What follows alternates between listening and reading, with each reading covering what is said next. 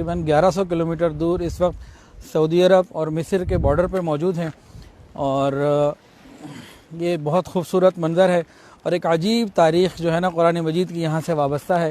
وہ سامنے جو پہاڑ ہیں وہ مصر کے ہیں، جہاں ایک زمانے میں فرعون کی حکومت تھی، اور حضرت موسیٰ علیہ السلام اپنے ساتھیوں کو، اپنی قوم کو، بنی اسرائیل کو لے کے یہاں سے نکلے ہیں۔ تو راستے سے ہٹ کے ایسی جگہ پہنچ گئے کہ آگے سمندر تھا اور ادھر پیچھے سے فرعون کی جو ہے نا لشکر بھی آ گیا، فرعون بھی آ گیا۔ تو بنی اسرائیل کے لوگ انتہائی پریشان ہو گئے، کہنے لگے انا لمدرکون، ہم تو تباہ ہو گئے، پھنس گئے، بری طرح پھنس گئے، سینڈوچ بن جائیں گے، آگے سمندر ہے اور پیچھے فرعون کا لشکر ہے، فرعون کا سمندر ہے لشکر کا، تو ہمارا کیا بنے گا۔ جیسے ہی یہ بات انہوں نے کہی تو حضرت موسیٰ علیہ السلام کی یقین بھری آواز بلند ہوئی، کلا، ہرگز نہیں، ان معی ربی سیہدین، میرا پروردگار میری مدد کرے گا۔ پھر اللہ رب العزت کا حکم آیا، فاضرب بعصاک البحر، حضرت موسیٰ علیہ السلام کے پاس ایک لاٹھی تھی، حکم آیا اس لاٹھی کو سمندر کے اوپر مارو۔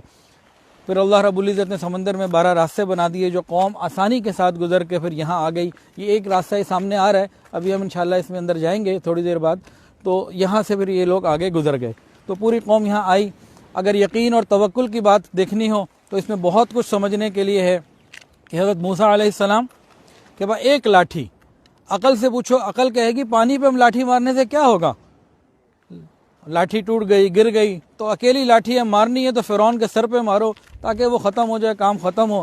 لیکن یقین کی آواز کیا تھی کہ غیب کی خبر کے اوپر یقین۔ موسیٰ علیہ السلام نے لاٹھی ماری، اللہ نے 12 راستے بنا دیے، وہ 12 قبیلے تھے، وہ گزرتے ہوئے سارے ادھر آگے اور آگے پھر چلے گئے۔